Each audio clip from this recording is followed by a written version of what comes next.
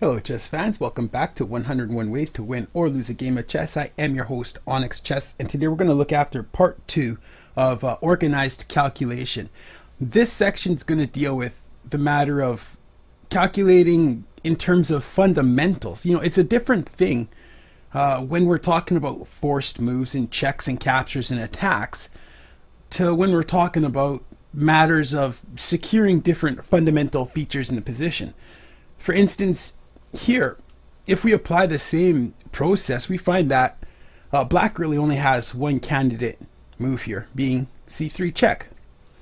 There's no other real attacks in the position. Likewise, there's no real attacks to defend against in this position either. Of course, we'd always have to calculate f5 in this position and understand the problems there within. And of course, h5 as well. This is another move that is an attacking move. It attacks a pawn, which would probably go a long way to disrupting this little pawn storm that we see forming down the king side of the board. So that's basically all that there is in terms of tactics, in terms of force, in terms of attacks, in terms of captures and checks. So what happens, and here's the question, what happens if there's something better to do in the position that can't really wait, that overrules, for lack of a better word, these kinds of forcing moves? Is there something else that should be played?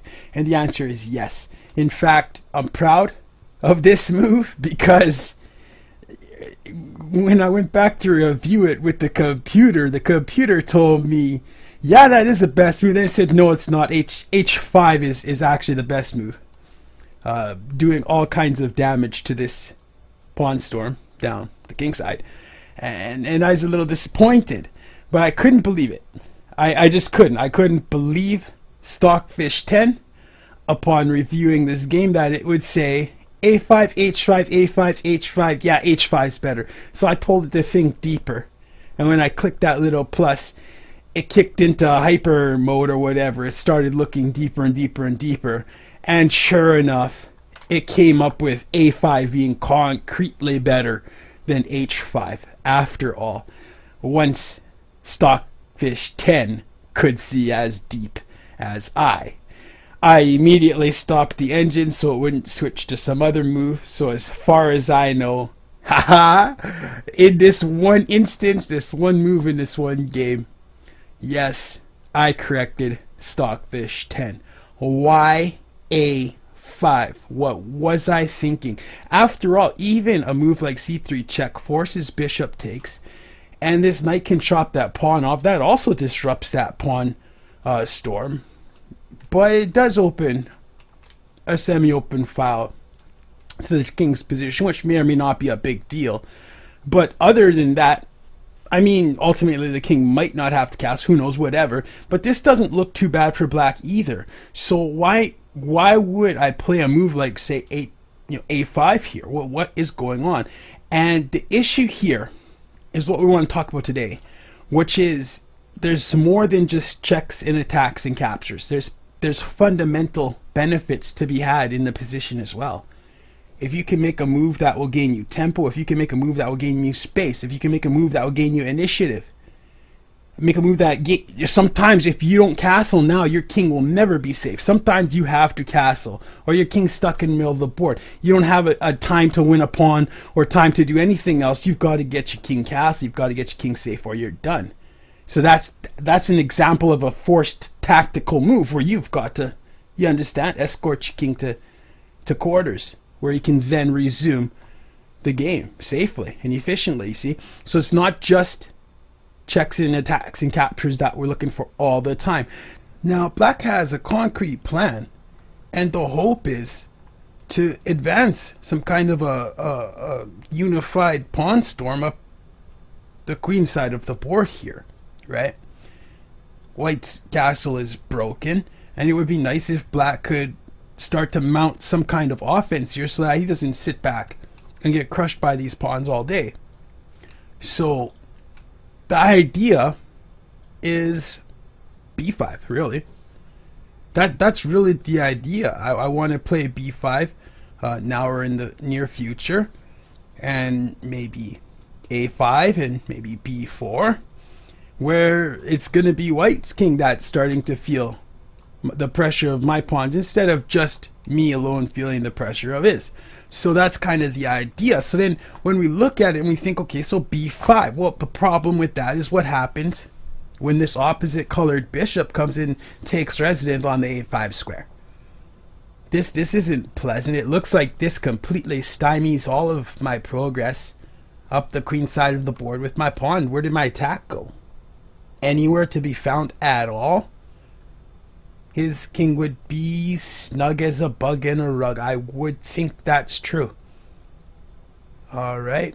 Especially, pardon me, especially if one of these pawns just wants to move up.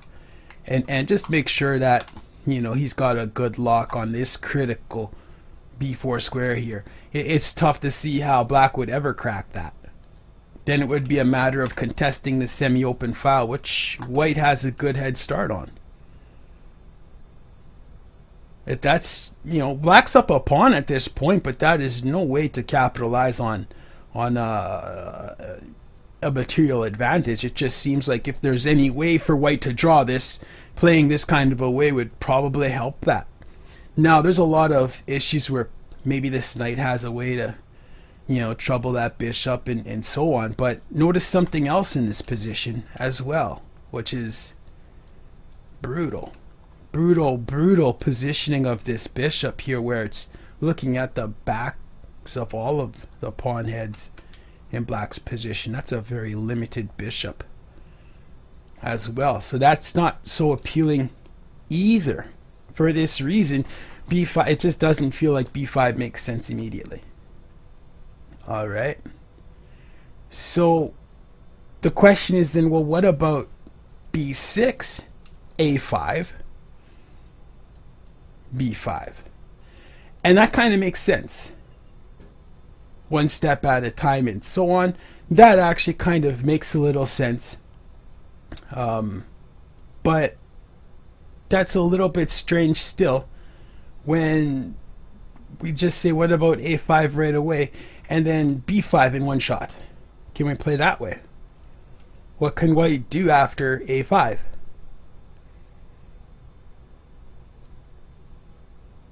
And that's the idea behind it. It doesn't look like a whole lot. It does look like it's the best move in the position. Now this bishop, there's no chance this bishop's going to be hurting for opportunity whatsoever. There's apparently going to be some kind of an open file on one of the A, B, or C files where our rooks can go ahead and batter on the king's position the same way that he intends to do with us. So that's what's going on here, you know.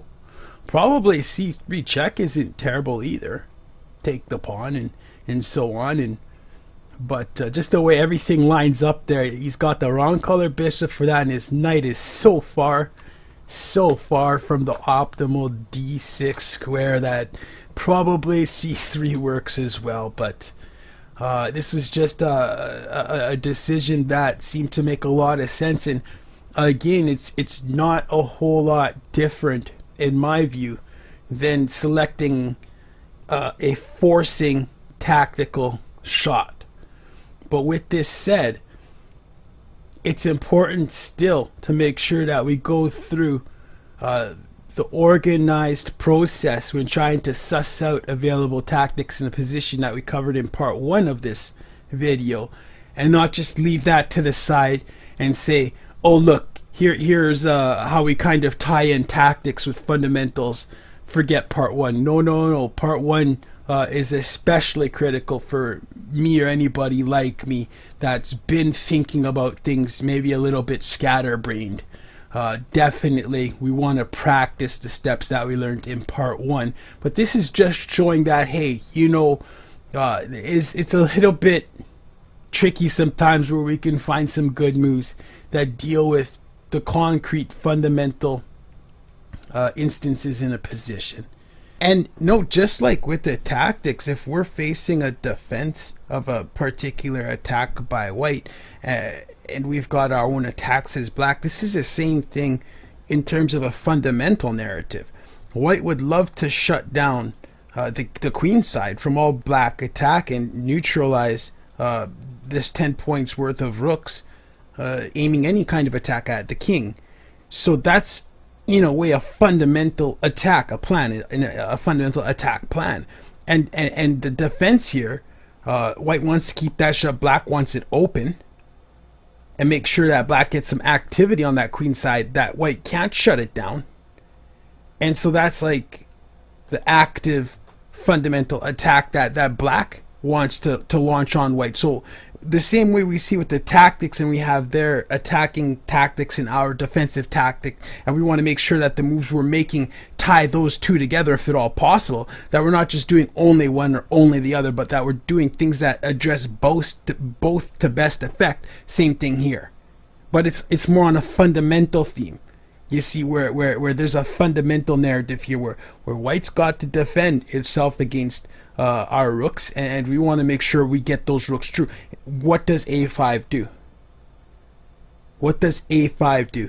It shatters all ideas of white ever keeping our rooks out of white's position. That's what that does. That's an attack. You see, and it deals with the defense of the white and the future attack of our black pieces. You see.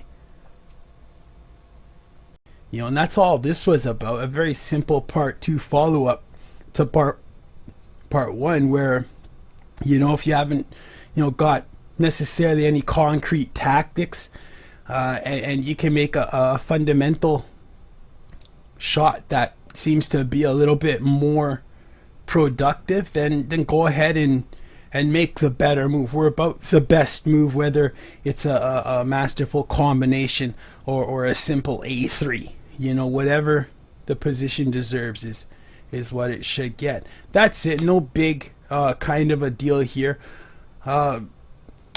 Chess fans, may your pieces find the very best squares.